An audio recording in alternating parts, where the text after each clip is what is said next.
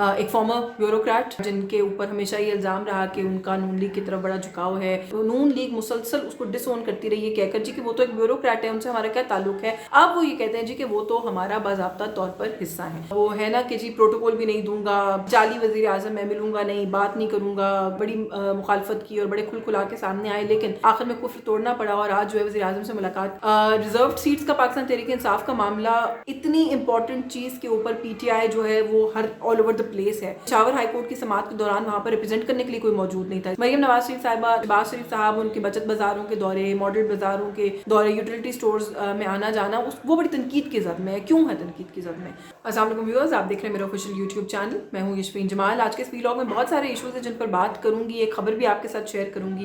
एक farmer bureaucrat, ऐसे bureaucrat जिनके ऊपर हमेशा ये इल्ज़ाम रहा कि उनका नून लीग की तरफ बड़ा झुकाव है, केयर टेकर सेटअप में उनको शामिल किया गया तो भी बड़ी आवाज़ें उठी और बड़ी तनकीद हुई जी कि ये तो नून लीग के नुमाइंदे आ गए निगरान हुकूमत के अंदर। नून लीग मुसलसल उसको डिसओन करती रही है कहकर जी कि वो तो एक ब्यूरोक्रेट है, उनसे हमारा क्या ताल्लुक है। अब वो ये कहते हैं जी कि वो तो हमारा बाज़ाब्ता तौर पर हिस्सा है। वो कौन है उन पर बात करेंगे, साथ ही साथ कुछ बात करेंगे।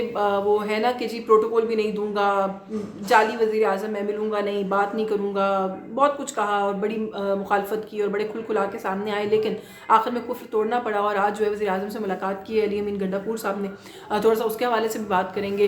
रिजर्व सीट्स का पाकिस्तान तहरीक इंसाफ का मामला कैसे इतनी इंपॉर्टेंट चीज़ के ऊपर पीटीआई जो है वो हर ऑल ओवर द प्लेस है कि पेशावर हाई कोर्ट की समाअत के दौरान वहाँ पर रिप्रेजेंट करने के लिए कोई मौजूद नहीं था। इस पर भी बात करेंगे। मरियम नवाज शरीफ साहिबा, शहबाज शरीफ साहब, उनके बचत बाजारों के दौरे, मॉडल बाजारों के दौरे, यूटिलिटी स्टोर्स में आना जाना वो बड़ी तनकीद की ज़द में है। क्यों है तनकीद की ज़द में? क्या ये तनकीद जेन्युइन है, बनती है कि नहीं बनती, इस पर भी बात करेंगे। और थोड़ा सा ये जो जेल में ना मिलने वाला इशू है इसके ऊपर भी बात करेंगे। सबसे पहले तो आई थिंक कि फेडरल कैबिनेट के अंदर एक ऐसी शख्सियत जिनका निगरान हुकूमत में होना भी लोगों को खटक रहा था।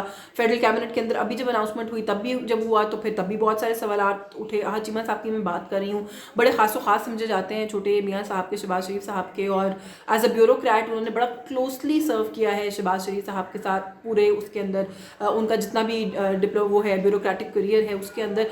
और निगरान हुकूमत में जब उनको लेकर आया गया, ओहदा दिया गया, तो उस वक्त बड़ी तनकीद की गई जी कि ये कौन है और ये किसके कहने पर यहाँ पर मामलात को देखेंगे या किसको फेवर कर सकते हैं, तो बड़ा एविडेंट है। लेकिन उस वक्त पहले तो किसी ने बात नहीं सुनी, लेकिन फिर उन्होंने जब निगरान सेटअप को छोड़ा, उनको छोड़ना पड़ा, तो उसके बाद उन्होंने ऑफिशियली पाकिस्तान मुस्लिम लीग नवाज ज्वाइन कर ली। उसका कोई नोटिफिकेशन हमने मीडिया पे नहीं देखा है, उसकी कोई किसी किस्म की कोई ऑफिशियल अनाउंसमेंट हमने मीडिया पे नहीं देखी है। लेकिन federal minister of information Ataullah Tarar साहब ने मेरे ही प्रोग्राम में आज बात करते हुए ये कहा है जी कि वो तो ऑफिशियली अब नून लीग का हिस्सा है और वो नून लीग के लॉयलिस्ट हैं। तो फिर एक नून लीग जो बंदा पार्टी का हिस्सा है, पार्टी लॉयलिस्ट है, तो उसको अगर हमने फेडरल कैबिनेट के अंदर जगह दी है तो उसके अंदर कौन सा मजायका या क्या खराबी है?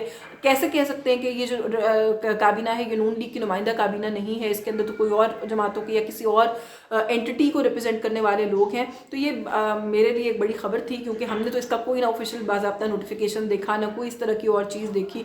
बट क्या कह सकते हैं। अच्छा, पाकिस्तान तहरीक इंसाफ का बड़ा हम देख रहे हैं जी कि मौक़िफ़ के हमारा मैंडेट चोरी किया गया है, हम छोड़ेंगे नहीं, हम अपनी जो बनती हैं नशिस्तें वो हासिल करके रहेंगे, हमारा हक है।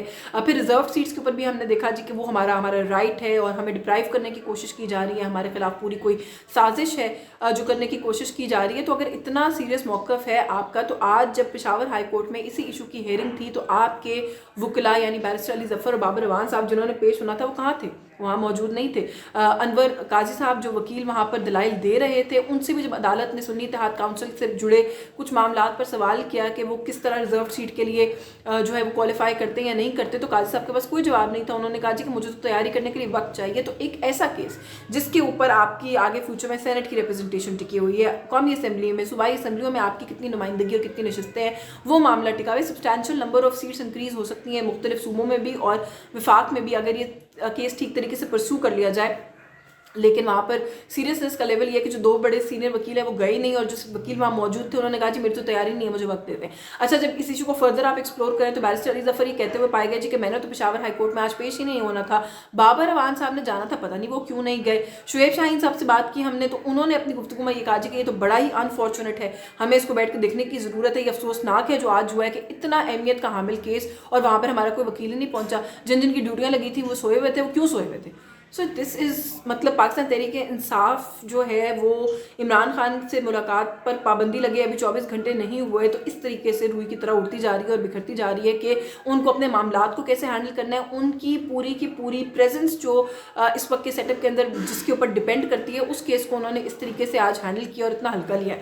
اور انہیں کی اپنی جماعت کے اندر ایک سینئر رہنما جو کہ خان صاحب سے ملاقات بھی کرتے ہیں, ان کو ریپرزینٹ بھی کرتے ہیں ڈفرینٹ کیسز کے اندر, وہ اظہار افسوس بھی کر کے چلے گئے جی کہ یہ تو بڑا کوئی غلط ہوا, یہ نہیں ہونا چاہیے تھا. اور انہوں نے کہا جی کہ ابھی ہم اس کو پارٹی کے اندر چیک کر کے میڈیا کو بتائیں گے کہ یہ جو ہے یہ کوتاہی جو ہے کس کی طرف سے کی گئی اور کیوں کی گئی ہے. تو آئی ڈونٹ نو کہ یہ چیزیں جو ہے کہاں جا رہی ہیں. عمران خان صاحب سے ملاقات بہرحال ابھی بھی نہیں ہو سکتی, 2 ہفتے کی پابندی ہے. عطا تارڑ صاحب کہتے ہیں اچھا ہے ملک کے خلاف سازش کیسے کرنی ہے اور طریقے ملک کو نقصان پہنچانے کے اڈیالہ جیل سے فیڈ کیے جاتے تھے جو ملاقاتی جاتے تھے ان کو, اور پھر ملک کو نقصان پہنچایا جاتا تھا. تو اچھا ہوا ہے وہ راستہ تو بند ہو گیا. ان کا کہنا ہے جی کہ ہفتے میں 4 دن کی ملاقاتیں تو کبھی کسی کو الاؤڈ نہیں ہوتی, جیل مینول 1 دن کی ملاقات دیتا ہے. تو میرا خیال ہے کہ تھوڑا سا یہ ریمائنڈر دینا بھی ضروری ہے کہ نواز شریف صاحب سے بھی ملاقاتیوں کی ایک بڑی عمران خان صاحب سے ہفتے میں 4 دن میں اگر لوگ مل رہے ہیں تو 1 دن کے اندر 5 یا 6 سے زیادہ لوگوں کو جانے کی اجازت نہیں ہوتی. جبکہ نواز شریف صاحب کی دن کتنے تھے ملاقاتوں کو مجھے نہیں پتا, لیکن جب بھی ملاقات ہوتی تھی تو وہاں پہ جلسے جتنے لوگ مجمع لگا ہوتا تھا, صحافیوں کا کہیں, فیملی کا کہیں, پولیٹیکل پارٹی کے جو آپ کی پارٹی کے اپنے ورکرز ہیں یا دوست کالیگز ہیں ان کا کہیں, بڑی تعداد میں لوگ ملا کرتے تھے. میاں صاحب سے, میں خود میاں صاحب سے جیل میں مل کر آئی ہوں, جہاں پر جانا کوئی بہت بڑا مشکل کام نہیں تھا. آپ بیسک اپنی انٹری کرائیں, آپ جا سکتے تھے.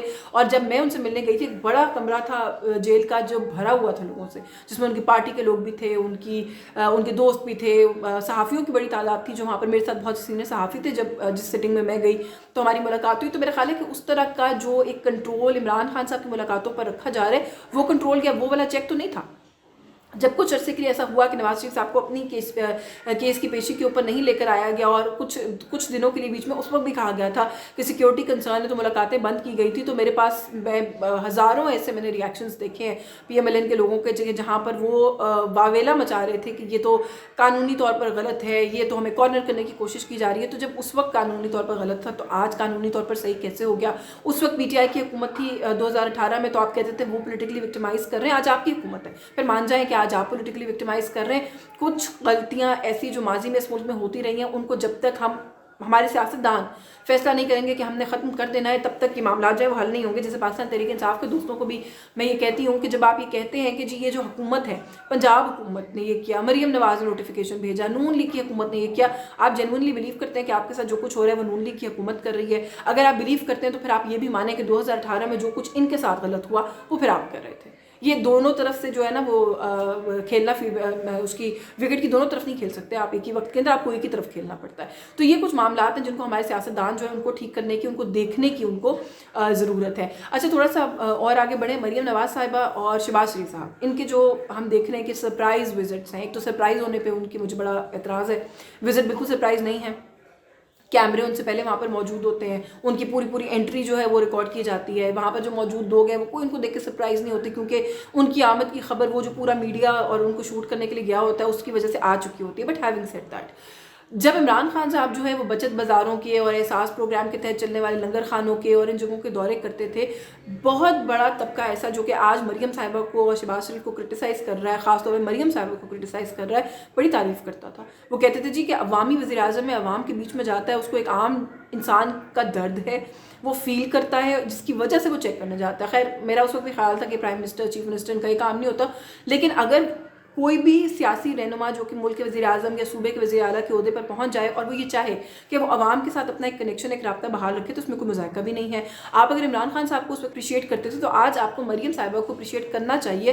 ان کو اس چیز کا ڈیو دینا چاہیے کہ وہ اپنے تئیں پوری کوشش کر رہی ہیں کہ وہ عوام کے بیچ میں نظر آئیں, لگے کہ وہ عوام کے ساتھ کنیکٹ کر رہی ہیں, وہ عوام کے مسائل کو دیکھیں. اگر مریم نواز شریف صاحبہ کسی ماڈل بازار میں جا کے وہاں کی جو ریٹ لسٹ ہے اس کو چیک کر کے اس کے اندر اگر کوئی ڈسکرپنسی نکل آئے اور اس کو فکس کرنے میں مددگار ثابت ہو سکے تو فائدہ کس کا ہے؟ ایک عام آدمی کا ہے. ایک عام آدمی کا فائدہ کرنے کے لیے ہی وہ اس آفس میں بیٹھی ہیں. تو اگر وہ کسی بھی طرح چھوٹے لیول پہ, بڑے لیول پہ, ان کا کام ہے یا نہیں ہے, وہ کچھ بھی کر رہی ہیں جو کہ کسی کی ایک عام شخص کی زندگی میں کوئی بھی فرق ڈال سکتا ہے, تو میرا خیال ہے کہ اس کو تھوڑا سا سراہ لینے کے اندر شان میں کمی, ایگو پہ پرابلم نہیں ہونا چاہیے. اور جب ہمیں تھوڑا سا جو فیئر بات ہے اس کو فیئر کرنے کی کوشش بھی کرنی چاہیے. تنقید جہاں پر بنتی ہے وہاں پر ضرور کریں, میں بھی کرتی ہوں. جس دن سے وہ آفس میں آئی ہیں ان کا مینڈیٹ اس کے اوپر سوال ہے, پرائم منسٹر شہباز شریف کے مینڈیٹ پر سوال ہے, پوری حکومتوں کے مینڈیٹ پر سوال ہے. I am one of those people جو سب سے بلند آواز میں کہہ رہے ہیں کہ یہ جو سارا معاملہ ہے اس کی بہت شفاف طریقے سے انویسٹیگیشن بہت ضروری ہے. اگر یہ وہ مینڈیٹ نہیں ہے جو کہ پاکستان کے عوام نے ان کو دیا ہے, جو کہ بظاہر لگتا ہے کہ نہیں دیا, تو پھر پہلے تو جو کریڈیبلٹی ہے اسی کے اوپر سوال ہے. لیکن جب تک یہ لوگ ان دفاتر میں ہیں, اگر وہ اس ملک کے عوام کی بہتری کے لیے کام کر رہے ہیں تو میرے خیال ہے نتھنگ لائک اٹ. آئی مین بالکل کام کرنا چاہیے. کام نہیں کریں گے تو اور کیا کریں گے, یہ بھی تو ایک سوال ہے نا. تو اس لیے آئی تھنک کہ ہر چیز کے اندر جو ہے وہ صرف اپنی پولیٹیکل لیننگ کو مت دیکھے. اگر کوئی اچھا جسچر, کوئی اچھا کام کر رہا ہے تو اس کو سراہنے میں کوئی قباحت نہیں ہونی چاہیے. آخر میں بس یہ کہ آئی ایم ایف کے ساتھ جو ہے وہ دوبارہ اسٹینڈ بائی ایگریمنٹ کی جو آخری ٹرانچ ہے وہ ریسیو کرنی ہے. اگلا جو کوئی معاملہ ہے, معاہدہ ہے, وہ ان کے ساتھ طے کرنا ہے. اس کی وجہ سے ہمارے جو ایک عام آدمی کے حالات ہیں ان کے اوپر مزید بہت بوجھ آنے والا ہے, اس کے اندر کوئی دو رائے نہیں ہے.